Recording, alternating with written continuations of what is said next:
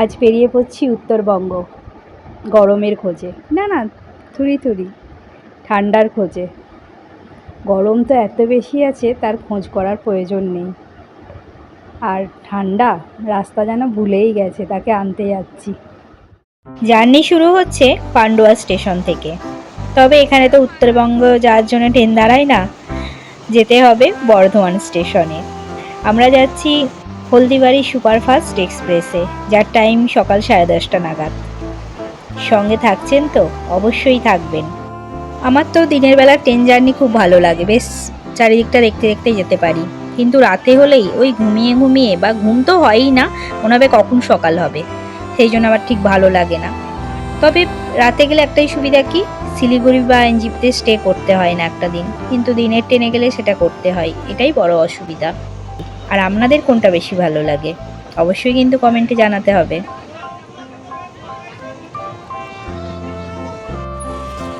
কথা বলতে বলতে এনজিপি চলে এলাম। আজকে ট্রেনটা ঠিক টাইমেই এনজিপি ঢুকিয়েছে, সন্ধে 6:55-তে এনজিপিতে টাইম। অনেকে এই সময় এসেও পাহাড়ে বেরিয়ে যায়, তবে আমরা যাব না, কারণ 3 জনের ক্ষেত্রে খরচাটাও অনেকটা বেশি হয়ে যাবে, কারণ এখন শেয়ার গাড়ি চলবে না। আর এই সময় পাহাড়ে যাওয়াটা রিস্কটাও বেশি। আজকে আমরা এনজিপিতে থাকবো না, শিলিগুড়িতে চলে যাব।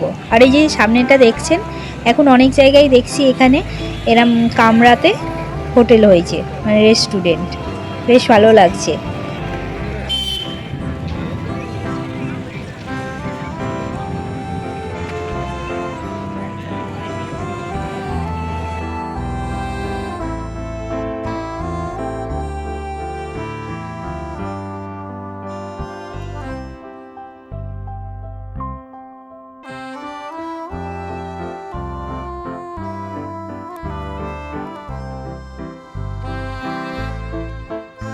ম্যাজিক গাড়িতে করে শিলিগুড়ি চলে এলাম।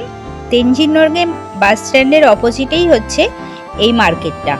এই মার্কেটটার ভেতরে অনেক ধরনের হোটেল পেয়ে যাবেন, তাছাড়া এর আশেপাশেও অনেক হোটেল পাবেন। সকালবেলা আমি আরেকটু ভালো করে দেখিয়ে দেবো এই জায়গাটা। আর চলুন ভেতরে যাই, আমরা কোন হোটেলে থাকছি আজকে দেখাই আপনাদের একটু। এরম থাকার প্রয়োজন পড়লে আপনারা থাকতে পারেন এসে। ঢুকে এসেই বাঁ হাতেই সিঁড়ি দিয়ে উঠে যেতে হবে হোটেল সাইন।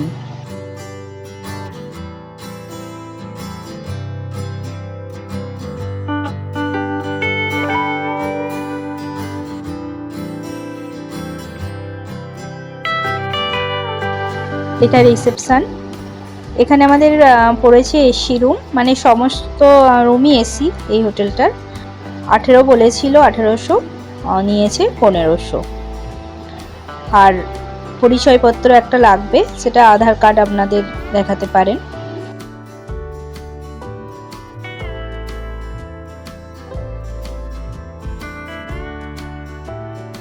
একশো 28 নম্বর রুম। ঢুকি চলুন। একজন এসে এত ক্লান্ত হয়ে গেছে যে শুয়ে পড়েছে। মশার লিকুইডও দিয়ে দিয়েছে, দেখছি একটা দুটো মশাও ঘুরছে।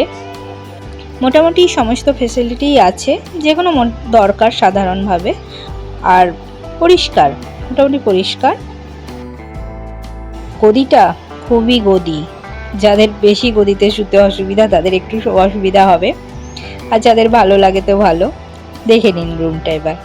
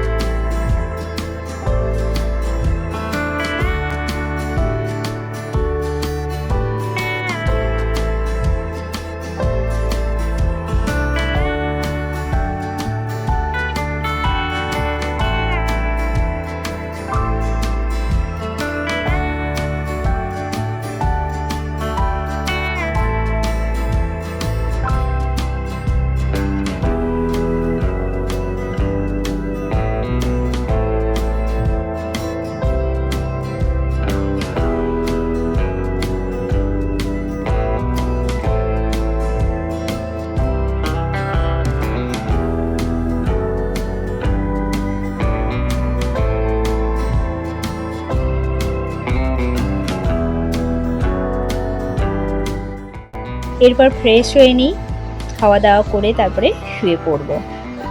কালকে সকালে আবার দেখা হচ্ছে। বাস ধরতে হবে খুব সকাল সকাল, তাড়াতাড়ি উঠবেন কিন্তু।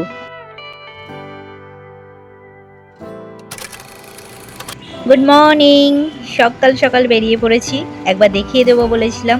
ওইটা হচ্ছে বাস স্ট্যান্ডটা, তার অপোজিটেই যে এই সোজা যে মার্কেটটা, এর ভেতরে ঢুকে গেলেই আমরা যে হোটেলটায় ছিলাম সেটা পেয়ে যাবেন। এই শিলিগুড়িতে থাকলে কি হয়, আপনারা সকালে উঠেই বাস গাড়ি পেয়ে যাচ্ছেন, তার উপর হোটেলও ভালো পাচ্ছেন। শুধু একটাই অসুবিধা, এখানে খাওয়ার হোটেল আছে কিন্তু এনজিপিতেই খাওয়ার জায়গাটা বেশি ভালো, কিন্তু কিছু করার নেই। কোনো একটা পেতে গেলে কোনো একটাকে একটু কম্প্রোমাইজ করতেই হবে। আপনারা যদি কোনো সময় এখানে এসে থাকেন আমায় অবশ্যই জানাবেন, আর ভিডিওটা কেমন লাগলো সেটাও বলবেন। চলুন তেনজিং নরগে বাস স্ট্যান্ডটাও আপনাদের একটু দেখিয়ে দিই। এখান থেকে সমস্ত জায়গায় যাওয়ার জন্যই আপনারা বাস পেয়ে যাবেন। সকালে এসে পৌঁছালে এখানেও ফ্রেশও হয়ে নিতে পারবেন, এখানে ওয়েটিং রুমও আছে। এটা হচ্ছে টিকিট কাউন্টার, এখান থেকেই টিকিট কেটে নিতে হবে। আমরা 6টার বাসটা ধরতে পারিনি, মানে 6টা নাগাদই এসে ঢুকেছি, কিন্তু বাস ভর্তি হয়ে গেছে, টিকিট পাইনি। দ্বিতীয় বাসটা টিকিট পেয়েছি 6টা 20 নাগাদ। মোটামুটি এখানে 20 মিনিট অন্তরই থাকে বাস। আমরা আপাতত এখান থেকে ঘুম স্টেশন যাব। কিছুটা বাস জার্নির ভিডিও থাকবে, কিন্তু তারপরে কোথায় যাচ্ছি সেটা জানতে হলে চ্যানেলটাকে কিন্তু সাবস্ক্রাইব করে নিতে হবে, কারণ পরের ভিডিওতে থাকছে সেই জায়গাটা। যদি আপনারা চান এই ট্রাভেলের ভিডিওগুলো আরও ডিটেলসে পেতে, তবে আমার এমপিতাস ট্রাভেল গাইড চ্যানেলটাকে ফলো করতে পারেন।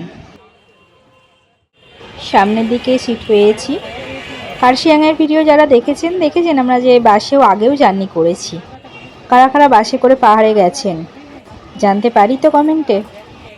বাস আমাদের ছাড়লো 6টা 24-এ।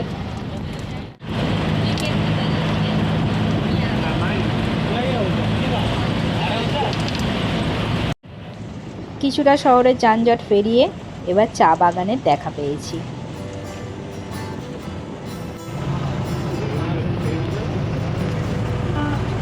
এই এবার পাহাড়ে ওঠা শুরু।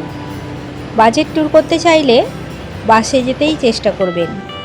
বাসের তুলনায় গাড়ি ভালো অনেকের মনে হতেই পারে, কিন্তু আমার কিন্তু বাস ভালো লেগেছে। বেশ বাস খোলামেলা, গাড়িতে যেন শেয়ারে গেলে চাপাচুপি করে বদ্ধ মতো লাগে।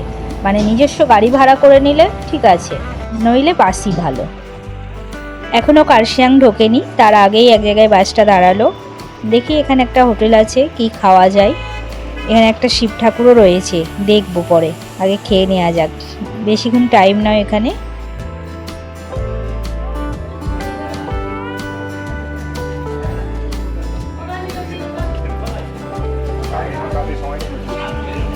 দু প্লেট ভেজ মোমো নিলাম, 50 টাকা করে প্লেট। খুব গরম, তাড়াতাড়ি করে খেতে হবে, নইলে আপনাদের বাইরেটা একটু দেখাতে পারবো না।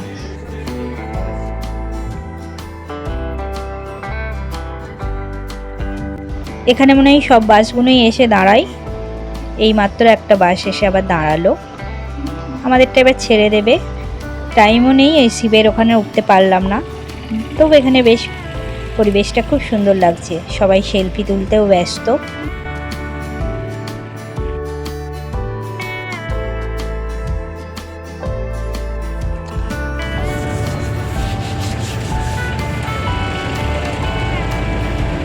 কার্শিয়াংয়ে ঢুকে গেছি।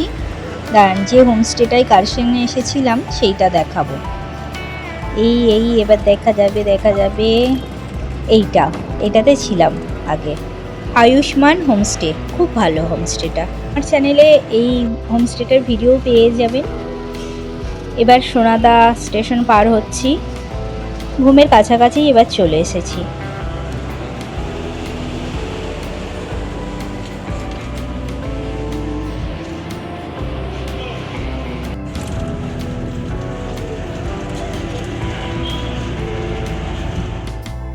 অবশেষে পৌঁছে গেলাম সব থেকে উচ্চতম রেল স্টেশন ঘুম।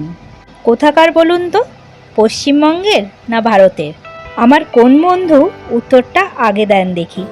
স্টেশনে পৌঁছলাম আমরা 6টা 24-এ, আমরা তো চেপেছিলাম, পৌঁছলাম 9টায়। খুব ঠান্ডা। এতক্ষণ সোয়েটার পরতে হয়নি, এবার সব সোয়েটার চাপাতে হয়েছে গায়ে।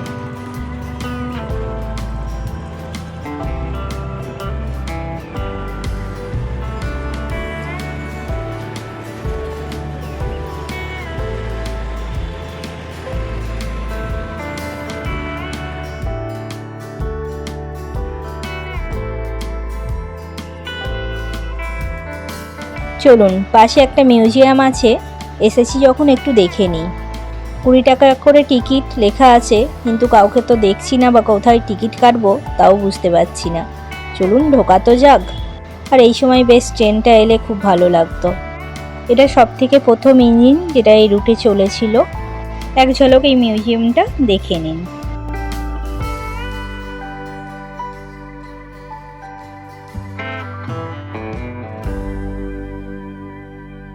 আজ তবে এই পর্যন্তই। ভিডিওটা কেমন লাগলো কমেন্টে অবশ্যই জানাবেন, আর লাইক শেয়ার করতে ভুলবেন না। তার সাথে যদি চ্যানেলে নতুন হয়ে থাকেন সাবস্ক্রাইব করে নিতে পারেন নতুন ভিডিও পাওয়ার জন্য, আর আমিও জানতে পারবো আমার কতগুলো বন্ধু হলো। আজ তবে টাটা।